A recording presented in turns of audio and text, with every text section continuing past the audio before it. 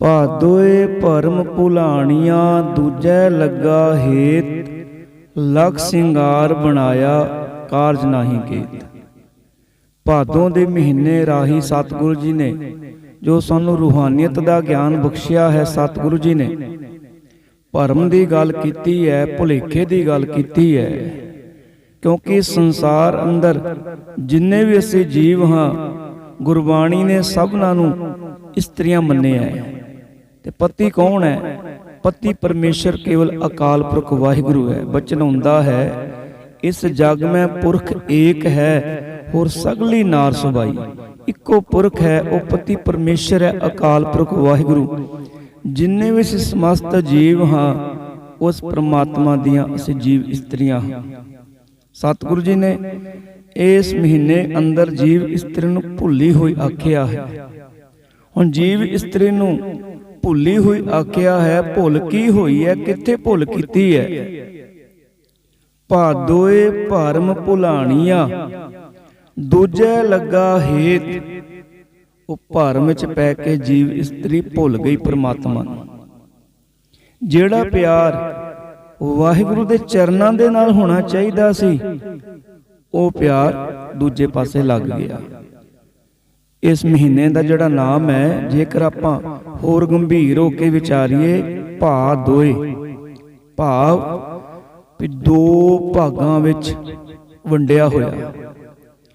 ਇਸ ਮਹੀਨੇ ਦਾ ਮੌਸਮ ਵੀ ਇਸ ਤਰ੍ਹਾਂ ਹੀ ਆਪਾਂ ਭਲੀ ਭਾਂਤ ਜਾਣਦੇ ਹਾਂ। ਕਦੇ ਅੱਤ ਦੀ ਕਰਾਰੀ ਧੁੱਪ ਹੋਵੇਗੀ, ਫਿਰ ਇੱਕਦਮ ਛਾਂ ਆ ਜਾਂਦੀ ਹੈ। ਇੱਕਦਮ ਅੱਤ ਦੀ ਗਰਮੀ ਹੈ, ਇੱਕਦਮ ਮੀਂਹ ਪੈਣ ਲੱਗ ਪੈਂਦਾ ਹੈ। ਕਹਿਣ ਤੋਂ ਭਾਵ ਇਹ ਮਹੀਨਾ ਦੋ ਭਾਗਾਂ ਵਿੱਚ ਇਹਦਾ ਮੌਸਮ ਵੰਡਿਆ ਰਹਿੰਦਾ। ਇੱਕ ਸਾਰ ਮੌਸਮ ਨਹੀਂ ਚੱਲਦਾ। ਇੱਕਦਮ ਗਰਮੀ, ਇੱਕਦਮ ਛਾਂ, ਇੱਕਦਮ ਅੱਤ ਦੀ ਧੁੱਪ ਹੈ ਤੇ ਨਾਲੋਂ ਨਾਲ ਮੀਂਹ ਵੀ ਪੈਣ ਲੱਗ ਪੈਂਦਾ ਹੈ। ਵੀ ਜਿਵੇਂ ਇਸ ਮਹੀਨੇ ਦਾ ਮੌਸਮ ਦੋ ਭਾਗਾਂ ਵਿੱਚ ਵੰਡਿਆ ਰਹਿੰਦਾ, ਇੱਕ ਸਾਰ ਮੌਸਮ ਨਹੀਂ ਰਹਿੰਦਾ। ਗੁਰੂ ਸਾਹਿਬ ਆਖਦੇ ਨੇ, ਭਾਈ ਮਨੁੱਖ ਦਾ ਜਿਹੜਾ ਜੀਵਨ ਹੈ, ਜੇਕਰ ਇੱਕੋ ਪਰਮਾਤਮਾ ਦੀ ਯਾਦ ਵਿੱਚ ਬਤੀਤ ਹੋ ਰਿਹਾ ਹੈ, ਫਿਰ ਤਾਂ ਮੁਬਾਰਕ। ਪਰ ਜੇਕਰ ਜੀਵਨ ਅੰਦਰ ਦੂਜਾ ਭਾਵ ਬਣ ਗਿਆ, ਜੋ ਗੁਰੂ ਸਾਹਿਬ ਨੇ ਤੇ ਸਮਝਾਇਆ, ਭਾਦੋਏ ਭਰਮ ਭੁਲਾਣੀਆਂ ਦੂਜੈ ਲੱਗਾ ਹੇਤ। ਭਰਮ 'ਚ ਪੈ ਕੇ ਜਦੋਂ ਜੀਵ ਜਿਹੜਾ ਪਿਆਰ ਵਾਹਿਗੁਰੂ ਦੇ ਚਰਨਾਂ ਵਿੱਚ ਹੋਣ ਕਰਕੇ ਵਾਹਿਗੁਰੂ ਨਾਲ ਅਭੇਦਤਾ ਹੋਣੀ ਸੀ, ਉਹ ਜਦੋਂ ਦੂਜੇ ਪਾਸੇ ਲੱਗਦਾ ਹੈ, ਭਰਮ ਦੇ ਕਾਰਨ ਫਿਰ ਜਿਹੜਾ ਜੀਵਨ ਹੈ ਵਿਅਰਥ ਚਲਾ ਜਾਂਦਾ ਹੈ। ਭਰਮ ਕੀ ਹੈ? ਭਗਤ ਰਵਿਦਾਸ ਜੀ ਨੇ ਗੁਰਬਾਣੀ ਵਿੱਚ ਬੜੀ ਸੋਹਣੀ ਵਿਆਖਿਆ ਕੀਤੀ ਹੈ। ਮਾਧਵੇ ਕਿਆ ਕਹੀਐ ਭਰਮ ਐਸਾ, ਜੈਸਾ ਮਾਨੀਐ ਹੋਏ ਨਾ ਤੈਸਾ। ਇਹ ਭਰਮ ਕੀ ਹੈ? ਭਗਤ ਜੀ ਆਖਦੇ ਨੇ ਵੀ ਜਿਸ ਤਰ੍ਹਾਂ ਦਾ ਦਿਸਦਾ ਹੋਵੇ ਉਸ ਤਰ੍ਹਾਂ ਦਾ ਹੋਵੇ ਨਾ। ਜੋ ਦਿਖ ਰਿਹਾ ਹੈ ਉਹ ਨਹੀਂ, ਉਹ ਹੈਗਾ ਭਰਮ। ਉਦਾਹਰਨ ਦੇ ਤੌਰ ਤੇ ਕਈ ਵਾਰ ਅਸੀਂ ਕਿਸੇ ਦੂਰ ਜਾਂਦੇ ਹੋਏ ਕਿਸੇ ਮਨੁੱਖ ਨੂੰ ਵੇਖ ਕੇ ਇਹ ਸਮਝ ਬੈਠੇ ਆ ਵੀ ਇਹ ਸਾਡਾ ਮਿੱਤਰ ਹੈ ਜਾਂ ਰਿਸ਼ਤੇਦਾਰ ਹੈ। ਜਦੋਂ ਕੋਲ ਜਾ ਕੇ ਉਹਨੂੰ ਕਈ ਵਾਰ ਬੁਲਾ ਵੀ ਬੈਠੇ ਆ, ਆਵਾਜ਼ ਮਾਰ ਬੈਠਦੇ ਆ, ਫਿਰ ਜਦੋਂ ਉਹ ਮੂੰਹ ਸਾਡੇ ਵੱਲ ਕਰਦਾ ਹੈ, ਫਿਰ ਅਸੀਂ ਆਖਦੇ ਆ ਵੀ ਨਹੀਂ, ਮੈਨੂੰ ਭੁਲੇਖਾ ਲੱਗ ਗਿਆ। ਕਿਉਂਕਿ ਤੁਹਾਡੀ ਚਾਲ ਢਾਲ ਬਿਲਕੁਲ ਮੇਰੇ ਮਿੱਤਰ ਜਾਂ ਰਿਸ਼ਤੇਦਾਰ ਮਿਲਦੀ ਸੀ, ਭੁਲੇਖਾ ਲੱਗ ਗਿਆ। ਭੁਲੇਖਾ ਲੱਗਾ, ਅਸਲ ਵਿੱਚ ਮਿੱਤਰ ਨਹੀਂ, ਭੁਲੇਖਾ ਲੱਗ ਗਿਆ। ਇਹ ਹੈ ਭਰਮ। ਭਰਮ ਵਿੱਚ ਅਨੇਕਾਂ ਉਦਾਹਰਨਾਂ ਦਿੱਤੀਆਂ ਨੇ ਵੀ ਹਨੇਰੇ ਵਿੱਚ ਘੁੱਪ ਹਨੇਰਾ ਹੈ, ਇੱਕ ਰੱਸੀ ਵੀ ਸੱਪ ਜਾਪਦੀ ਹੈ। ਰਾਜ ਭਯੰਗ ਪ੍ਰਸੰਗ ਜੈਸੇ ਹੈ, ਅਬ ਕਿਛ ਮਰਮ ਜਣਾਇਆ। ਹਨੇਰੇ ਵਿੱਚ ਰੱਸੀ ਵੀ ਸੱਪ ਜਾਪਦੀ ਹੈ। ਜੇਕਰ ਮਨੁੱਖ ਹਨੇਰੇ ਦੇ ਕਾਰਨ ਰੱਸੀ ਨੂੰ ਵੇਖ ਕੇ ਰੁਕ ਗਿਆ ਤੇ ਜੀਵਨ ਦਾ ਕੀਮਤੀ ਸਮਾਂ ਖਰਾਬ। ਜੇਕਰ ਤੁਰ ਪਿਆ ਤੇ ਸੱਚਮੁੱਚ ਜਿਸ ਨੂੰ ਰੱਸੀ ਸਮਝ ਕੇ ਬੈਠਾ ਹੈ ਉਹ ਸੱਚਮੁੱਚ ਸੱਪ ਹੋਇਆ। ਕਈ ਵਾਰ ਰੱਸੀ ਨੂੰ ਸੱਪ ਸਮਝ ਬੈਠਦਾ ਹੈ ਤੇ ਹਨੇਰੇ ਵਿੱਚ ਕਈ ਵਾਰ ਸੱਪ ਵੀ ਰੱਸੀ ਨਜ਼ਰ ਆਉਂਦਾ ਹੈ। ਜੇ ਸੱਪ ਨੂੰ ਰੱਸੀ ਸਮਝ ਬੈਠਾ ਤੇ ਫਿਰ ਸਾਰਾ ਜੀਵਨ ਖਰਾਬ ਹੈ। ਹੁਣ ਗੁਰੂ ਸਾਹਿਬ ਨੇ ਸਮਝਾਇਆ, ਭਾਈ ਜੋ ਦਿਸਦਾ ਹੈ ਜੇ ਉਹ ਨਹੀਂ ਤੇ ਉਹ ਹੈ ਭਰਮ। ਹੁਣ ਮਨੁੱਖਾ ਜਿਹੜਾ ਜੀਵਨ ਹੈ ਸਾਡਾ, ਇਹ ਭਰਮ ਚ ਬਤੀਤ ਹੁੰਦਾ ਹੈ, ਬਹੁਤਾਤ ਵਿੱਚ, ਜਿਹੜੇ ਗੁਰੂ ਨਾਲ ਟੁੱਟੇ ਹੋਏ ਨੇ। ਕਿਉਂਕਿ ਅਸੀਂ ਦੁਨਿਆਵੀ ਪਦਾਰਥਾਂ ਵਿੱਚ ਸੁੱਖ ਲੱਭਦੇ ਹਾਂ, ਸੁੱਖ ਨਜ਼ਰ ਆਉਂਦਾ ਹੈ ਪਦਾਰਥਾਂ ਵਿੱਚ, ਪਰ ਸੁੱਖ ਨਹੀਂ। ਸੁੱਖ ਨਜ਼ਰ ਆ ਰਿਹਾ ਹੈ, ਪਰ ਹਕੀਕਤ ਇਹ ਹੈ ਇਹਨਾਂ ਦੁਨਿਆਵੀ ਪਦਾਰਥਾਂ ਵਿੱਚ ਸੁੱਖ ਹੈ ਕੋਈ ਨਹੀਂ। ਭਰਮ ਬਣ ਗਿਆ, ਭੁਲੇਖਾ ਬਣ ਗਿਆ। ਹੁਣ ਜਿਹੜਾ ਪਿਆਰ ਵਾਹਿਗੁਰੂ ਦੇ ਚਰਨਾਂ ਦੇ ਨਾਲ ਹੋਣਾ ਸੀ, ਉਹ ਜਦੋਂ ਦੁਨਿਆਵੀ ਪਦਾਰਥਾਂ ਦੇ ਨਾਲ ਪਿਆਰ ਪੈਂਦਾ ਹੈ, ਫਿਰ ਮਨੁੱਖ ਭਰਮ ਵਿੱਚ ਪੈ ਜਾਂਦਾ, ਤੇ ਇਹੀ ਜਿਹੜਾ ਭਰਮ ਹੈ ਫਿਰ ਦੁੱਖ ਦਾ ਕਾਰਨ ਬਣ ਜਾਂਦਾ ਹੈ। ਭੁਲੇਖਾ ਜਿਹੜਾ ਭਰਮ, ਇਹ ਦੁੱਖ ਦਾ ਕਾਰਨ ਹੈ। ਬਚਨ ਹੁੰਦਾ ਨਰਪਤ ਏਕ ਸਿੰਘਾਸਨ ਸੋਇਆ, ਸੁਪਨੇ ਭਿਆ ਭਿਖਾਰੀ। ਇੱਕ ਰਾਜਾ ਤਖਤ ਤੇ ਬੈਠਾ ਹੈ, ਨੀਂਦ ਆ ਗਈ, ਸੁਪਨਾ ਵੇਖਦਾ ਹੈ। ਕੀ ਵੇਖਦਾ ਹੈ? ਗਲ ਵਿੱਚ ਝੋਲੀ ਹੈ ਤੇ ਘਰ ਘਰ ਜਾ ਕੇ ਭਿੱਖਿਆ ਮੰਗ ਰਿਹਾ ਹੈ। ਮੰਗਣ ਤੇ ਵੀ ਕੋਈ ਭਿੱਖਿਆ ਉਹਦੀ ਝੋਲੀ ਵਿੱਚ ਨਹੀਂ ਪਾਉਂਦਾ, ਤੇ ਬੜਾ ਦੁਖੀ ਹੈ ਵੀ ਮੇਰਾ ਰਾਜ ਭਾਗ ਚਲਾ ਗਿਆ, ਮੈਂ ਰਾਜਾ ਹੁੰਦਾ ਸੀ, ਅੱਜ ਮੈਨੂੰ ਭਿੱਖਿਆ ਮੰਗਣੀ ਪੈ ਰਹੀ ਹੈ। ਬੜਾ ਦੁਖੀ ਹੈ, ਕਿਉਂਕਿ ਉਹ ਭੁਲੇਖੇ ਵਿੱਚ ਹੈ, ਭਰਮ ਵਿੱਚ ਇੱਕ ਸੁਪਨਾ ਵੇਖ ਰਿਹਾ ਹੈ। ਪਰ ਜਿਵੇਂ ਜਾਗ ਖੁੱਲੀ, ਉਹਨੂੰ ਪਤਾ ਲੱਗਾ ਵੀ ਨਹੀਂ, ਮੈਂ ਤਾਂ ਹੁਣ ਵੀ ਸੱਚਮੁੱਚ ਤਖਤ ਤੇ ਬੈਠਾ, ਮੈਂ ਤਾਂ ਰਾਜਾ, ਇਹ ਤਾਂ ਮੈਨੂੰ ਭੁਲੇਖਾ ਸੀ, ਭਰਮ ਸੀ। ਸੁਪਨੇ ਵਿੱਚ ਮੈਂ ਜੋ ਕੁਝ ਵੇਖਿਆ, ਉਹਨੂੰ ਵੇਖ ਕੇ ਮੈਂ ਸੁਪਨੇ 'ਚ ਦੁਖੀ ਹੋਇਆ, ਪਰ ਹਕੀਕਤ ਇਹ ਨਹੀਂ ਵੀ ਮੈਂ ਹਜੇ ਵੀ ਤਖਤ ਤੇ ਬੈਠਾ, ਹਜੇ ਵੀ ਮੈਂ ਰਾਜ ਭਾਗ ਦਾ ਮਾਲਕ ਹਾਂ। ਜਦੋਂ ਜੀਵ ਅਸੀਂ ਭਰਮ ਭੁਲੇਖੇ ਵਿੱਚ ਪੈਂਦੇ ਆ, ਉਹ ਫਿਰ ਦੁੱਖ ਦਾ ਕਾਰਨ ਭਰਮ ਬਣ ਜਾਂਦਾ ਹੈ। ਕਿਉਂਕਿ ਗੁਰੂ ਨਾਲ ਜੁੜਾਂਗੇ, ਗੁਰੂ ਦੀ ਬਾਣੀ ਦੇ ਧਾਰਨੀ ਬਣਾਂਗੇ, ਗੁਰੂ ਦੇ ਹੁਕਮਾਂ ਤੇ ਚੱਲਾਂਗੇ, ਫਿਰ ਗੁਰੂ ਨੇ ਸਾਨੂੰ ਗਿਆਨ ਬਖਸ਼ਣਾ ਹੈ, ਚਾਨਣ ਬਖਸ਼ਣਾ ਹੈ। ਜੇ ਅਗਿਆਨਤਾ ਦਾ ਹਨੇਰਾ ਭਾਈ ਤੂੰ ਮਿਟਾਉਣਾ ਚਾਹੁੰਦਾ ਹੈ, ਫਿਰ ਗੁਰੂ ਦਾ ਗਿਆਨ ਰੂਪੀ ਭਾਈ ਤੈਨੂੰ ਦੀਵਾ ਬਾਲਣਾ ਪੈਣਾ, ਭਾਵ ਗੁਰਬਾਣੀ ਦੇ ਨਾਲ ਤੈਨੂੰ ਜੁੜਨਾ ਪਵੇਗਾ। ਜੇਕਰ ਕੇਵਲ ਪਦਾਰਥਾਂ ਦੇ ਨਾਲ ਭਾਈ ਤੂੰ ਜੁੜ ਗਿਆ ਤੇ ਵਾਹਿਗੁਰੂ ਦੇ ਨਾਲ ਤੇਰੀ ਸਾਂਝ ਟੁੱਟ ਗਈ, ਪਦਾਰਥਾਂ ਦੇ ਨਾਲ ਪਿਆਰ ਬਣ ਗਿਆ, ਫਿਰ ਗੁਰੂ ਸਾਹਿਬ ਆਖਦੇ ਨੇ ਭਾਈ ਤੂੰ ਮੁਰਦੇ ਸਮਾਨ ਹੈ। ਜੇਕਰ ਕੇਵਲ ਪਦਾਰਥਾਂ ਦੇ ਨਾਲ ਤੇਰਾ ਮੋਹ ਹੈ, ਕਿਉਂਕਿ ਬਚਨ ਹੁੰਦਾ ਹੈ ਮਿਰਤਕ ਕਹੀਏ ਨਾਨਕਾ, ਜਹ ਪ੍ਰੀਤ ਨਹੀਂ ਭਗਵਾਨ। ਕੇਵਲ ਦੁਨਿਆਵੀ ਪਦਾਰਥਾਂ ਦੇ ਨਾਲ ਭਾਈ ਪਿਆਰ, ਤੇ ਵਾਹਿਗੁਰੂ ਦੇ ਨਾਲ ਭਾਈ ਤੇਰਾ ਪਿਆਰ ਨਹੀਂ, ਫਿਰ ਗੁਰੂ ਸਾਹਿਬ ਆਖਦੇ ਨੇ ਭਾਈ ਤੂੰ ਮੁਰਦੇ ਸਮਾਨ ਹੈ। ਅੱਗੇ ਕਿਰਪਾ ਕੀਤੀ ਹੈ, ਲੱਖ ਸਿੰਗਾਰ ਬਣਾਇਆ ਕਾਰਜ ਨਹੀਂ ਕੀਤ। ਜਿਵੇਂ ਜੀਵ ਇਸਤਰੀ, ਗੁਰੂ ਸਾਹਿਬ ਨੇ ਪਹਿਲਾਂ ਦੁਨਿਆਵੀ ਗੱਲ ਕੀਤੀ ਹੈ, ਜਿਵੇਂ ਇੱਕ ਇਸਤਰੀ ਪਤਨੀ ਆਪਣੇ ਪਤੀ ਨੂੰ ਛੱਡ ਕੇ ਕਿਸੇ ਦੂਜੇ ਲਈ ਆਪਣਾ ਹਾਰ ਸਿੰਗਾਰ ਕਰੇ, ਤੇ ਲੋਕ ਨੂੰ ਚੰਗਾ ਨਹੀਂ ਆਖਦੇ, ਲੋਕ ਨੂੰ ਕਲਛਣੀ ਆਖਦੇ ਨੇ। ਆਪਣੇ ਪਤੀ ਨੂੰ ਛੱਡ ਕੇ ਕਿਸੇ ਦੂਜੇ ਲਈ ਹਾਰ ਸਿੰਗਾਰ ਕਰਨਾ, ਉਹਦਾ ਕੋਈ ਮਾਇਨੇ ਨਹੀਂ ਰੱਖਦਾ, ਲੋਕ ਨੂੰ ਚੰਗਾ ਨਹੀਂ ਆਖਦੇ। ਇਸ ਤਰ੍ਹਾਂ ਹੀ ਗੁਰੂ ਸਾਹਿਬ ਆਖਦੇ ਨੇ ਭਾਈ, ਜੇਕਰ ਤੂੰ ਪਰਮਾਤਮਾ ਨੂੰ ਛੱਡ ਕੇ ਜੋ ਸਭ ਦਾਤਾਂ ਦਾ ਮਾਲਕ ਹੈ, ਤੂੰ ਉਹਦੀਆਂ ਦਿੱਤੀਆਂ ਹੋਈਆਂ ਦਾਤਾਂ ਦੇ ਨਾਲ ਤੇਰਾ ਪਿਆਰ ਬਣ ਗਿਆ, ਨਹੀਂ ਬਣ ਗਿਆ, ਤੇ ਪਰਮਾਤਮਾ ਨੂੰ ਛੱਡ ਦਿੱਤਾ, ਪਰਮਾਤਮਾ ਦੇ ਨਾਲ ਤੇਰੀ ਦੂਰੀ ਬਣ ਗਈ। ਭਾਈ ਯਾਦ ਰੱਖੀ, ਇਹ ਜਿਹੜੇ ਪਦਾਰਥ ਨੇ, ਇਹ ਜਿਹੜੇ ਸੁੱਖ ਦੇ ਸਾਧਨ ਤੈਨੂੰ ਪਿਆਰੇ ਲੱਗਦੇ ਨੇ, ਜੋ ਤੂੰ ਦੁਨਿਆਵੀ ਧਨ ਦੌਲਤ ਜੋੜ ਕੇ ਇਕੱਤਰ ਕੀਤਾ ਹੈ ਭਾਈ, ਇਹ ਕਿਸੇ ਕੰਮ ਦਾ ਨਹੀਂ। ਜੋ ਤੂੰ ਉੱਚੀ ਪਦਵੀਆਂ ਤੇ ਬੈਠਾ, ਉੱਚੇ ਅਹੁਦਿਆਂ ਦਾ ਤੈਨੂੰ ਮਾਣ ਹੈ, ਧਨ ਦੌਲਤ ਦਾ ਮਾਣ ਕਰਕੇ ਬੈਠਾ ਹੈ, ਪਰਿਵਾਰ ਦਾ ਮਾਣ ਹੈ ਤੈਨੂੰ, ਗੁਰੂ ਸਾਹਿਬ ਆਖਦੇ ਨੇ ਜੇਕਰ ਪ੍ਰਮਾਤਮਾ ਦੇ ਨਾਲ ਤੇਰਾ ਪਿਆਰ ਨਹੀਂ, ਨੇ ਨਹੀਂ, ਤੇ ਸਾਰਾ ਹੀ ਆਖਦੇ ਨੇ ਭਾਈ ਵਿਅਰਥ ਹੈ, ਕਿਸੇ ਕੰਮ ਨਹੀਂ। ਜਿਤ ਦਿਨ ਦੇਹ ਬਿਨਸੀ ਤਿਤ ਵੇਲੇ ਕਹਿਸਨ ਪ੍ਰੀਤ। ਗੁਰੂ ਸਾਹਿਬ ਆਖਦੇ ਨੇ ਭਾਈ ਯਾਦ ਰੱਖ, ਜਿਸ ਪਰਿਵਾਰ ਦੀ ਤੂੰ ਸਹੁੰ ਤੱਕ ਨਹੀਂ ਖਾਂਦਾ, ਦਿਨ ਰਾਤ ਜਿਨ੍ਹਾਂ ਲਈ ਤੂੰ ਇੱਕ ਕੀਤਾ ਹੋਇਆ ਹੈ, ਜੋ ਦੁਨਿਆਵੀ ਪਦਾਰਥ ਤੇਰੇ ਮਨ ਨੂੰ ਮੋਹਦੇ ਨੇ, ਤੈਨੂੰ ਚੰਗੇ ਲੱਗਦੇ ਨੇ, ਯਾਦ ਰੱਖੀ ਇਹ ਉਦੋਂ ਤੱਕ ਹੀ ਪਰਿਵਾਰ ਦਾ ਤੇ ਪਦਾਰਥਾਂ ਦਾ ਤੇਰੇ ਨਾਲ ਨਾਤਾ ਹੈ ਜਦੋਂ ਤੱਕ ਤੂੰ ਜਿਉਂਦਾ ਹੈ। ਜਿਸ ਦਿਨ ਇਹ ਸਰੀਰ ਵਿੱਚੋਂ ਪ੍ਰਾਣ ਨਿਕਲ ਗਏ, ਜਿਤ ਦਿਨ ਦੇਹ ਬਿਨਸੀ ਤਿਤ ਵੇਲੇ ਕੈਸਨ ਪ੍ਰੇਤ।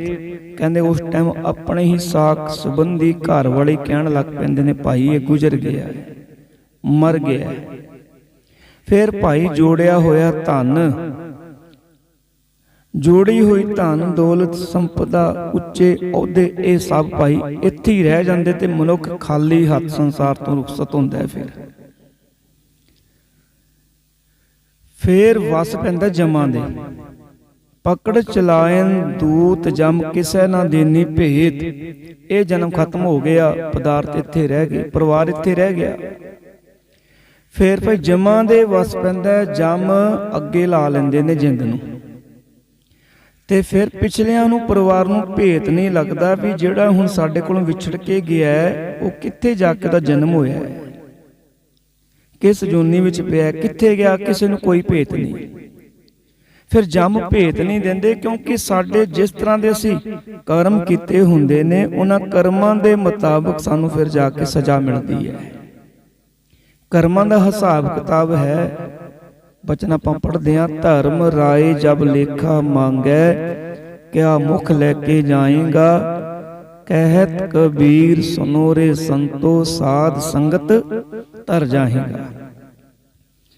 ਭਾਈ ਜੇ ਜਮਾਂ ਦੀ ਮਾਰ ਤੋਂ ਬਚਣਾ ਹੈ, ਫਿਰ ਪਰਮੇਸ਼ਰ ਦਾ ਨਾਮ ਜਪ, ਵਾਹਿਗੁਰੂ ਦੇ ਚਰਨਾਂ ਦੇ ਨਾਲ ਤੇਰਾ ਪਿਆਰ ਹੋਵੇ, ਨਾ ਕਿ ਦੁਨਿਆਵੀ ਪਦਾਰਥਾਂ ਦੇ ਨਾਲ। ਹੁਣ ਪਰਿਵਾਰ ਦੀ ਵੀ ਗੱਲ ਕੀਤੀ ਹੈ ਗੁਰੂ ਸਾਹਿਬ ਨੇ, ਸਾਖ ਸੰਬੰਧੀਆਂ ਦੀ ਗੱਲ ਕੀਤੀ ਹੈ, ਜਿਹੜੇ ਜਿਉਂਦੇ ਜੀ ਨਾਲ ਤੁਰਦੇ ਨੇ। ਛੱਡ ਖੜੋਤੇ ਖਿਨੇ ਮਾਹੇ, ਜਿਨ ਸੋਂ ਲੱਗਾ ਹੀਤ। ਹੀਤ ਤੋਂ ਭਾਵੇਂ ਪਿਆਰ। ਜਿਨ੍ਹਾਂ ਸੰਬੰਧੀਆਂ ਦੇ ਨਾਲ, ਜਿਨ੍ਹਾਂ ਰਿਸ਼ਤੇਦਾਰਾਂ ਪਰਿਵਾਰ ਦੇ ਨਾਲ ਮਨੁੱਖ ਸਾਰੀ ਉਮਰ ਬੜਾ ਪਿਆਰ ਕਰਦਾ ਹੈ, ਪਿਆਰ ਵਿੱਚ ਜਿਉਂਦਾ ਹੈ, ਉਹ ਇੱਕ ਪਲ ਵਿੱਚ ਹੀ ਫਿਰ ਸਾਥ ਛੱਡ ਦਿੰਦੇ ਨੇ। ਕਿਉਂਕਿ ਸੰਸਾਰ ਦੀ ਸੱਚਾਈ ਹੈ ਵੀ ਜਾਂਦੇ ਵਕਤ ਮਨੁੱਖ ਦੇ ਨਾਲ ਕੁਝ ਵੀ ਨਹੀਂ ਜਾਂਦਾ। ਜੇ ਜਾਂਦਾ ਹੈ ਉਹ ਪਰਮੇਸ਼ਰ ਦਾ ਨਾਮ ਜੋ ਨੇ ਆਪ ਜਪਿਆ। ਭਾਵੇਂ ਜਿਉਂਦੇ ਜੀ ਕਰੋੜਾਂ ਅਰਬਾਂ ਰੁਪਇਆ ਜੋੜ ਕੇ ਮਨੁੱਖ ਇਕੱਤਰ ਕਰ ਲਵੇ, ਪਰ ਜਾਂਦੇ ਵਕਤ ਕੁਝ ਵੀ ਨਾਲ ਨਹੀਂ ਜਾਂਦਾ। ਨਾਂਗੇ ਆਣਾ ਨਾਂਗੇ ਜਾਣਾ, ਕੋਈ ਨਾ ਰਹਿ ਰਾਜਾ ਰਾਣਾ। ਖਾਲੀ ਹੱਥ ਜਿਵੇਂ ਮਨੁੱਖ ਆਉਂਦਾ ਉਵੇਂ ਤੁਰ ਪੈਂਦਾ।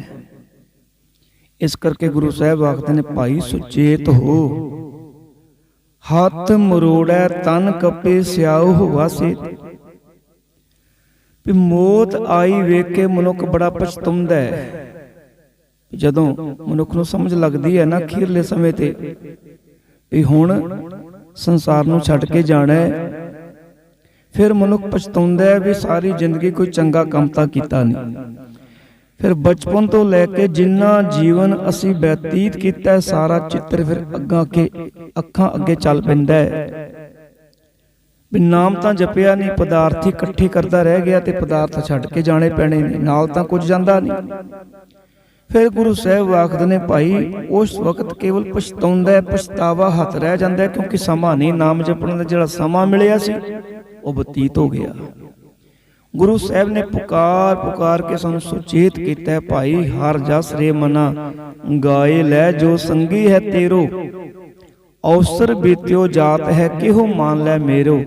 ਤੇ ਜਾਗਣਾ ਕਰ ਜਾਗ ਲਿਹੋ ਰੇ ਮਨਾ, ਜਾਗ ਲਿਹੋ ਕਹਾਂ ਗਾਫਲ ਸੋਇਆ। ਵੀ ਜਾਗਣਾ ਕਰ, ਸੁਚੇਤ ਹੋ।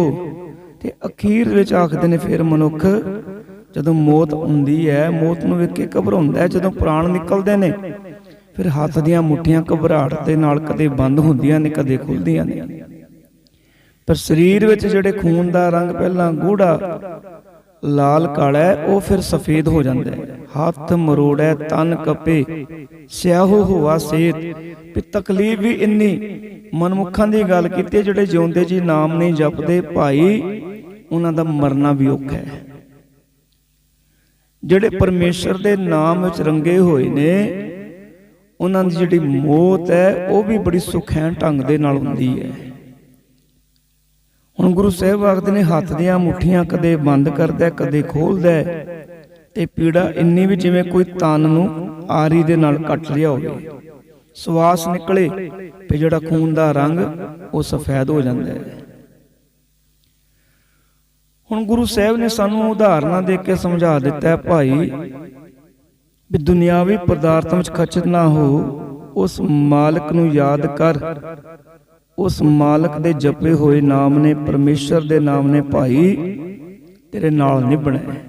ਉਹਨੇ ਤੈਨੂੰ ਜਮਾਂ ਦੀ ਮਾਰ ਤੋਂ ਬਚਾਉਣਾ।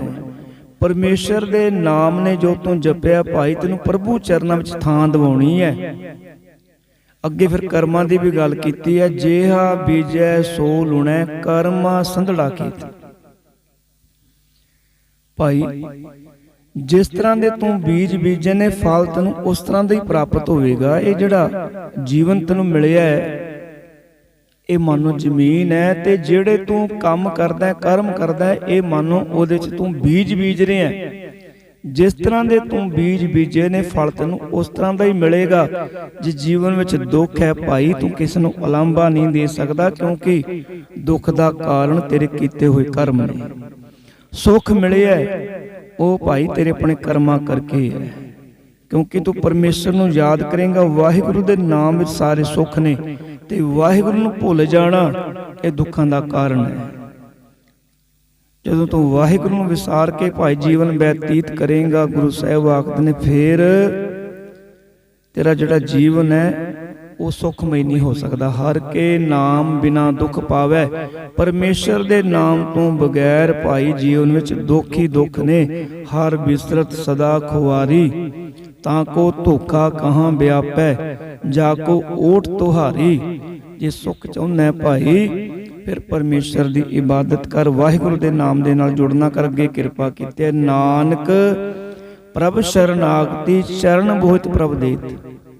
ਹੇ ਨਾਨਕ, ਜਿਨ੍ਹਾਂ ਦਾ ਰਾਖਾ ਮਾਲਕ ਅਕਾਲ ਪੁਰਖ ਵਾਹਿਗੁਰੂ ਆਪ ਹੈ, ਜਿਨ੍ਹਾਂ ਨੂੰ ਅਕਾਲ ਪੁਰਖ ਵਾਹਿਗੁਰੂ ਨੇ ਪੂਰੇ ਗੁਰੂ ਦੇ ਲੜ ਲਾ ਦਿੱਤਾ ਹੈ, ਫਿਰ ਪੂਰਾ ਗੁਰੂ ਉਹਨਾਂ ਨੂੰ ਆਪਣੇ ਉਪਦੇਸ਼, ਆਪਣੇ ਬਾਣੀ ਰਾਹੀਂ ਪ੍ਰਭੂ ਦੇ ਚਰਨਾਂ ਰੂਪੀ ਜਹਾਜ਼ ਨਾਲ ਜੋੜ ਦਿੰਦਾ ਹੈ। ਕਿਉਂਕਿ ਵਾਹਿਗੁਰੂ ਦਾ ਨਾਮ ਇੱਕ ਜਹਾਜ਼ ਦੇ ਨਿਆਈ ਹੈ, ਜਿਹਦੇ ਤੇ ਮਨੁੱਖ ਚੜ ਕੇ ਇਸ ਭਵ ਸਾਗਰ ਨੂੰ, ਸੰਸਾਰ ਰੂਪੀ ਸਮੁੰਦਰ ਤੋਂ ਪਾਰ ਹੋ ਸਕਦਾ। ਆਪਾਂ ਬਚਨ ਪੜ੍ਹਦੇ ਹਾਂ ਨਾ ਦੋਹਰੇ ਵਿੱਚ, ਵਾਹਿਗੁਰੂ ਨਾਮ ਜਹਾਜ਼ ਹੈ, ਚੜੇ ਸੋਤਰੇ ਪਾਰ, ਜੋ ਸ਼ਰਧਾ ਕਰ ਸੇਵਦੇ, ਗੁਰ ਪਾਰ ਉਤਾਰਨਹਾਰ। ਜਹਾਜ਼ ਬਣਾ ਦਿੱਤਾ ਗੁਰੂ ਸਾਹਿਬ ਨੇ, ਬਾਣੀ ਜਹਾਜ਼ ਰੂਪ ਹੈ ਭਾਈ। ਪਰ ਜੇ ਤੂੰ ਬਾਣੀ ਨੂੰ ਪੜ੍ਹੇਂਗਾ ਤੇ ਤਾਈਓ ਭਾਈ ਤੇਰਾ ਪਾਰ ਉਤਾਰਾ ਹੋਵੇਗਾ। ਸ਼ਰਧਾ ਦੇ ਨਾਲ ਬਾਣੀ ਨੂੰ ਪੜ੍ਹੇਂਗਾ, ਬਾਣੀ ਨੂੰ ਸੁਣੇਗਾ ਭਾਈ, ਫੇਰ ਤੂੰ ਮੰਜ਼ਿਲ ਨੂੰ ਪ੍ਰਾਪਤ ਕਰ ਸਕਦਾ ਹੈ। ਫਿਰ ਪ੍ਰਭੂ ਚਰਨਾਂ ਵਿੱਚ ਤੇਰੀ ਅਭੇਦਤਾ ਹੋਣੀ ਹੈ। ਅੱਗੇ ਕਿਰਪਾ ਕੀਤੀ ਹੈ, ਸੇ ਭਾਦੋਏ ਨਰਕ ਨਾ ਪਾਈਐ, ਗੁਰ ਰੱਖਣ ਵਾਲਾ ਹੀ। ਉਹ ਨਰਕ ਵਿੱਚ ਨਹੀਂ ਪੈਂਦੇ ਭਾਦੋ ਮਹੀਨੇ ਦਾ ਉਪਦੇਸ਼, ਕਿਉਂਕਿ ਗੁਰੂ ਦੀ ਕਿਰਪਾ ਦੇ ਨਾਲ ਉਹ ਪ੍ਰਭੂ ਦੀ ਸ਼ਰਨ ਵਿੱਚ ਆ ਜਾਂਦੇ ਨੇ। ਉਹਨਾਂ ਦਾ ਪ੍ਰਭੂ ਚਰਨਾਂ ਦੇ ਨਾਲ ਪਿਆਰ ਬਣ ਜਾਂਦਾ ਹੈ, ਸਾਂਝ ਬਣ ਜਾਂਦੀ ਹੈ। ਆਪਣੇ ਮਨ, ਆਪਣੇ ਤਨ ਨੂੰ ਵਾਹਿਗੁਰੂ ਦੇ ਨਾਮ ਵਿੱਚ ਰੰਗ ਲੈਂਦੇ ਨੇ, ਤੇ ਭਾਈ ਫਿਰ ਉਹ ਨਰਕਾਂ ਤੋਂ ਜਾਣੋਂ ਬਚ ਜਾਂਦੇ ਨੇ। ਭਾਵ ਉਹਨਾਂ ਦੀ 84 ਕੱਟੀ ਜਾਂਦੀ ਹੈ। ਪ੍ਰਭੂ ਚਰਨਾਂ ਵਿੱਚ ਉਹਨਾਂ ਦੀ ਅਭੇਦਤਾ ਹੈ।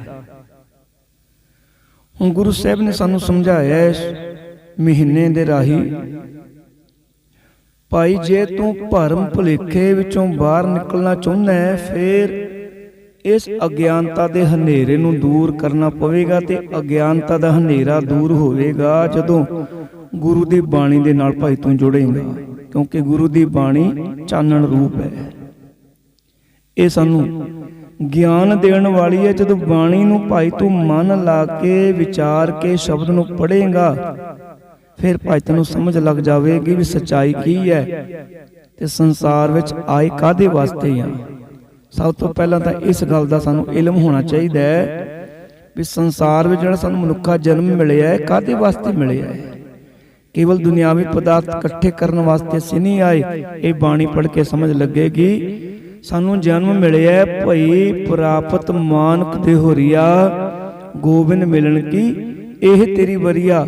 ਜਨਮ ਮਿਲਿਆ ਵੀ ਪਰਮਾਤਮਾ ਦੇ ਚਰਨਾਂ ਵਿੱਚ ਅਭੇਦ ਹੋਣਾ ਹੈ, ਵਾਹਿਗੁਰੂ ਦੇ ਨਾਲ ਮਿਲਣਾ ਹੈ, ਵਾਹਿਗੁਰੂ ਦੇ ਨਾਲ ਸਾਂਝ ਬਣਾਉਣੀ ਹੈ। ਇਹ ਮਨੁੱਖਾ ਜਨਮ ਮਿਲਿਆ ਹੈ। ਇਹ ਜਿਹੜੇ ਦੁਨਿਆਵੀ ਕੰਮ ਧੰਦੇ ਨੇ, ਇਹ ਸਾਡੀ ਜ਼ਿੰਮੇਵਾਰੀਆਂ ਨੇ, ਇਹਨਾਂ ਨੂੰ ਕਰਨਾ ਪੈਣਾ ਹੈ। ਪਰ ਕੰਮ ਕਾਰ ਕਰਦਿਆਂ ਭਾਈ ਤੂੰ ਮਾਲਕ ਨੂੰ ਯਾਦ ਕਰ, क्योंकि जिहड़ी तेरी मालक नूं तूं याद कीता है ਉਹ ਤਾਂ ਭਾਈ ਤੇਰਾ ਲੇਖੇ ਵਿੱਚ ਹੈ, ਉਹ ਸਮਾਂ ਤੇਰਾ ਪ੍ਰਵਾਨ ਹੈ। ਬਾਕੀ ਦੁਨਿਆਵੀ ਕੰਮ ਧੰਦੇ ਇਹ ਭਾਈ ਤੇਰੇ ਕਿਸੇ ਕੰਮ ਨਹੀਂ। ਅਵਰ ਕਾਜ ਤੇਰੇ ਕਿਤੈ ਨਾ ਕਾਮ, ਮਿਲ ਸਾਧ ਸੰਗਤ ਭਜ ਕੇਵਲ ਨਾਮ। ਭਗਤ ਕਬੀਰ ਜੀ ਦਾ ਬਚਨ, ਜਿਹੜਾ ਸਮਾਂ ਵਾਹਿਗੁਰੂ ਦੀ ਯਾਦ ਵਿੱਚ, ਪਰਮਾਤਮਾ ਦੀ ਯਾਦ ਵਿੱਚ ਅਸੀਂ ਬਤੀਤ ਕਰਦੇ ਹਾਂ, ਉਹਦਾ ਸਾਨੂੰ ਲਾਭ ਹੈ। ਕਬੀਰ ਏਕ ਘੜੀ ਆਧੀ ਕਰੀ, ਆਧੀ ਹੂੰ ਤੇ ਯਾਦ, ਭਗਤਨ ਸੇਤੀ ਗੋਸ਼ਟੇ ਜੋ ਕੀਨੋ ਸੋ ਲਾਭ। ਹੁਣ ਜਿਹੜਾ ਸਮਾਂ ਅਸੀਂ ਵਾਹਿਗੁਰੂ ਦੀ ਯਾਦ ਵਿੱਚ, ਪਰਮਾਤਮਾ ਦੀ ਸਿਫਤ ਸਲਾਹ ਵਿੱਚ ਬਤੀਤ ਕੀਤਾ ਹੈ, ਇਹ ਸਾਡਾ ਸਾਰਾ ਹੀ ਸਮਾਂ ਸਾਡੇ ਲਈ ਲਾਭਦਾਇਕ ਹੈ। ਸੋ ਅਰਦਾਸ ਕਰੀਏ ਵਾਹਿਗੁਰੂ ਦੇ ਚਰਨਾਂ ਵਿੱਚ। ਪਿਛਲਾ ਸੌਣ ਦਾ ਮਹੀਨਾ ਵਾਹਿਗੁਰੂ ਜੀ ਦੀ ਕਿਰਪਾ ਦੇ ਨਾਲ ਸਾਡਾ ਸਾਰਿਆਂ ਦਾ ਬਾਣੀ ਪੜ੍ਹਦਿਆਂ ਸੁਖਮਈ ਢੰਗ ਨਾਲ ਬਤੀਤ ਹੋਇਆ। ਗੁਰੂ ਸਾਹਿਬ ਕਿਰਪਾ ਕਰਨ ਇਹ ਮਹੀਨਾ ਵੀ ਸਾਡਾ ਆਪਣੇ ਭਾਣੇ ਵਿੱਚ ਬਾਣੀ ਪੜ੍ਹਦਿਆਂ ਸੁਖਮਈ ਢੰਗ ਦੇ ਨਾਲ ਬਤੀਤ ਕਰਾਉਣ। ਤੇ ਅਰਦਾਸ ਕਰੀ ਵਾਹਿਗੁਰੂ ਅੱਗੇ, ਸਤਿਗੁਰੂ ਜੀ ਕਿਰਪਾ ਕਰਨ, ਸਾਨੂੰ ਨਾਮ ਦੀ ਦਾਤ ਬਖਸ਼ਿਸ਼ ਕਰਨ। ਵਿਸਰ ਨਾਹੀਂ ਦਾਤਾਰ, ਆਪਣਾ ਨਾਮ ਦੇਹੋ, ਗੁਣ ਗਾਵਾਂ ਦਿਨ ਰਾਤ, ਨਾਨਕ ਚਾਓ ਇਹੋ ਭੁਲਾ ਚੁੱਕਾਂ ਦੀ ਖਿਮਾ। ਬੁਲਾਓ ਫਤਿਹ। ਵਾਹਿਗੁਰੂ ਜੀ ਕਾ ਖਾਲਸਾ, ਵਾਹਿਗੁਰੂ ਜੀ ਕੀ ਫਤਿਹ।